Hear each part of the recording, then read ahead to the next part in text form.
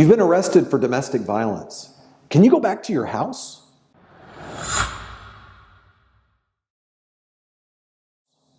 Hi, I'm Jeff Hampton with the Fulgham Law Firm.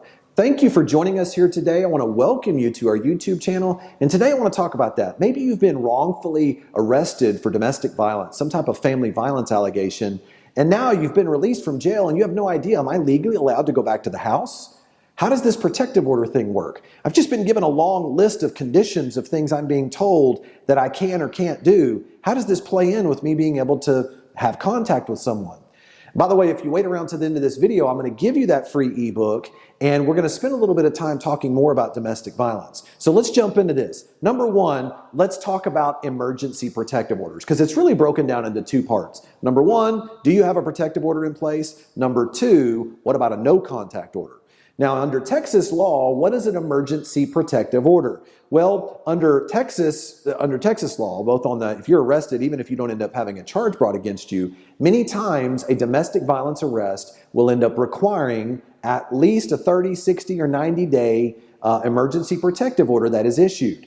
Now, I'm going to just tell you this. If you were arrested or the allegation were to have happened at your house, one of the places that's going to be listed on that protective order is that you can't go back to the location where the incident took place. Okay, so you need to know that. We've had many clients that end up getting arrested later for violation of protective order because they ended up going back to their house and didn't actually read what that protective order said. Okay, so number one, where did the incident happen? What does the protective order say you're not allowed to go back to? Where are you prohibited from going back to?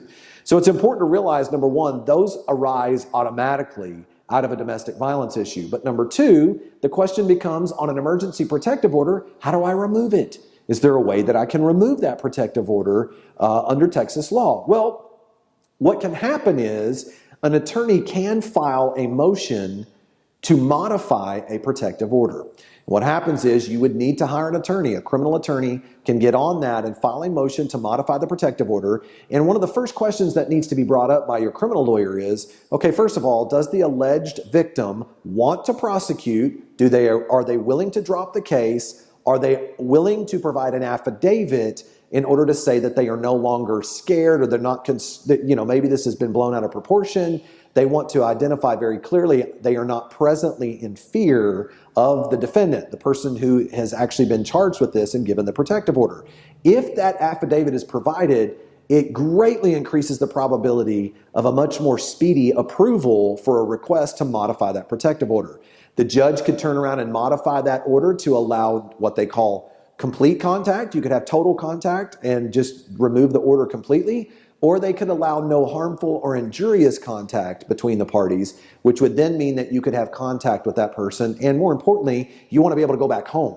Okay, you want to be able to know that you can stay in the residence that you're paying for and that it's your residence. Okay, now what if the alleged victim wants to prosecute, but you have supporting documentation to show that something didn't happen the way that it went down? Or maybe you're able to show that that person is that alleged family member is not actually living at the location that was listed on the report.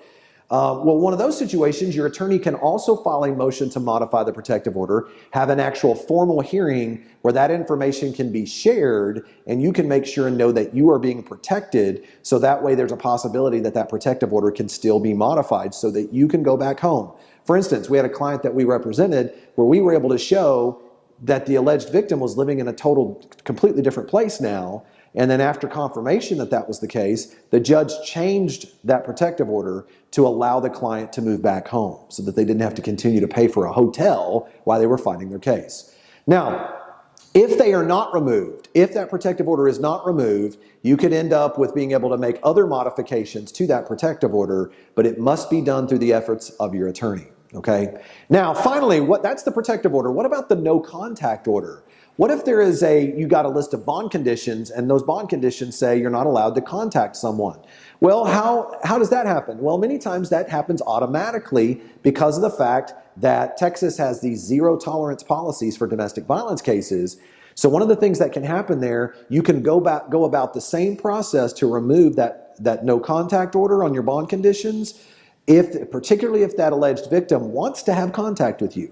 If that family member wants to be able to have contact, if they don't want to prosecute, if they're willing to provide that affidavit, you need to make sure and facilitate having your criminal attorney be able to interact and take care of that issue for you, because that way you can get a hearing date in front of that judge and that motion can be filed so that you're able to remove a restrictive bond condition. Now, I know I kind of went a little bit in the weeds here, but if you or a loved one is facing this sort of situation, particularly as a first-time offender, it's a little overwhelming. The worst thing is to be arrested for something you didn't do, and then now you can't even go back home. You're not even able to go back to your residence. There are ways to be able to modify these orders, but you need an experienced attorney to make sure and step in and help you with that. If you or a loved one are facing this type of offense in the North Texas area, don't hesitate to contact the Fulgham Law Firm at the number you see above.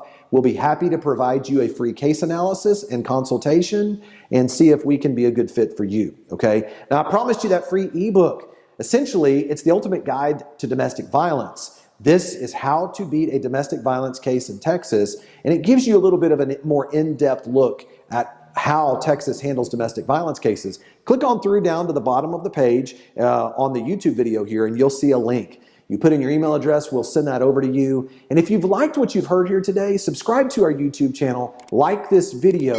We'll get you more great content just like this. Thanks again for joining us. We'll see you next time.